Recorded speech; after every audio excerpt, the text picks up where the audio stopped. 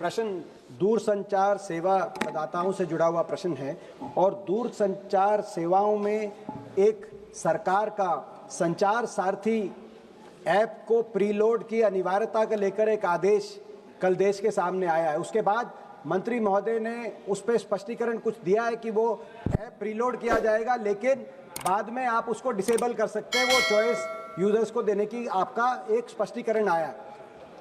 लेकिन क्योंकि मैं स्वयं कंप्यूटर साइंस बैकग्राउंड से, मैं सॉफ्टवेयर इंजीनियर के बैकग्राउंड से हूं, जब सिस्टम के अंदर प्रीलोड की रिक्वायरमेंट होगी तो डिसेबल करने के बाद भी सारे फीचर्स डिसेबल होंगे कि नहीं होंगे, किसी यूजर्स को ये बात पता नहीं चलेगी। तो कहीं ना कहीं ये जो एक अधिकार है निजता का, उस पर कोई बड़ा प्रहार तो नहीं है?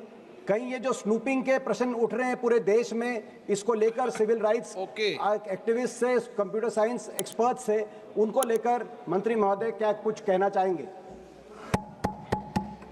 मैं दीपेन जी को उनके प्रश्न के लिए मैं धन्यवाद अर्पित करना चाहता हूं कि उनके प्रश्न के द्वारा सदन के पटल पर और देश की जनता के समक्ष में सारे तथ्य रखना चाहता हूं। सर,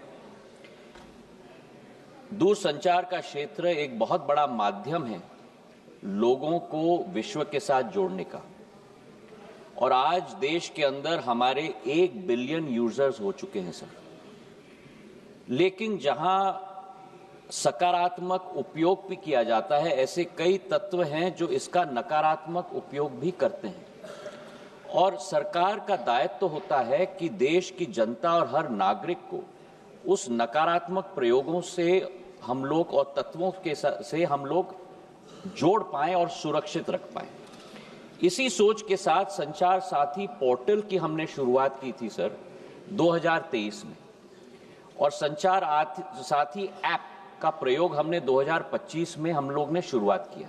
अब संचार साथी क्या है? संचार साथी एक ऐसा ऐप है जिसके आधार पर, जन भागीदारी के आधार पर, आज देश की एक एक जनता और नागरिक अपने आप को सुरक्षित रख सकता है फ्रॉड से, स्टोलन मोबाइल से, अपने स्टोलन मोबाइल को रिकॉर्ड कर सकता है, रिपोर्ट कर सकता है। और 20 करोड़ हिट सर हमारे पोर्टल पे हुए हैं, करीब 1.5 करोड़ ऐप डाउनलोड हुए, और इसी के आधार पर जन भागीदारी, इसकी सफलता, सॉफ्टवेयर तो हमने बनाई है सरकार ने, पर इसकी सफलता का श्रेय अगर किसी को जाता है तो जनता को जाता है सर, क्योंकि उनके उपयोग के आधार पर ही हम लोग सफल हो पाए।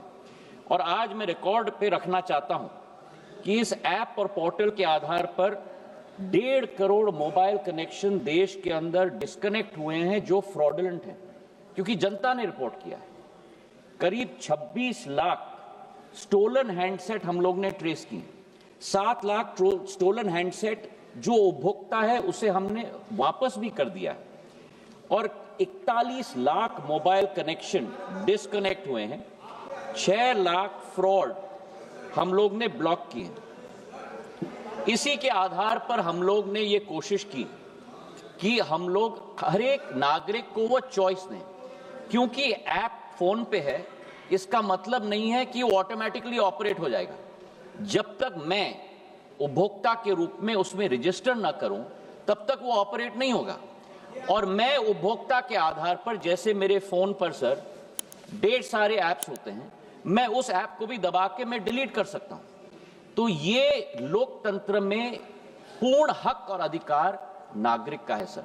हम लोग ने केवल ये ऐप सभी को उपलब्ध कराने के लिए कदम लिया है। लेकिन फिर भी मैं सदन के पटल पे भी कहना चाहता हूं, हमारा कोई हट नहीं, इसकी सफलता का प्रयोग जनता के आधार पर हुआ है। फीडबैक हमें मिलेगा, उस फीडबैक के आधार पर अगर उस ऑर्डर में भी हम लोगों को कोई चेंज लाना है, उसके लिए भी हम लोग तैयार हैं। ये मैं अवश्य कहना चाहता हूं कि इस ऐप के आधार पर न स्नूपिंग संभव है, न स्नूपिंग होगा।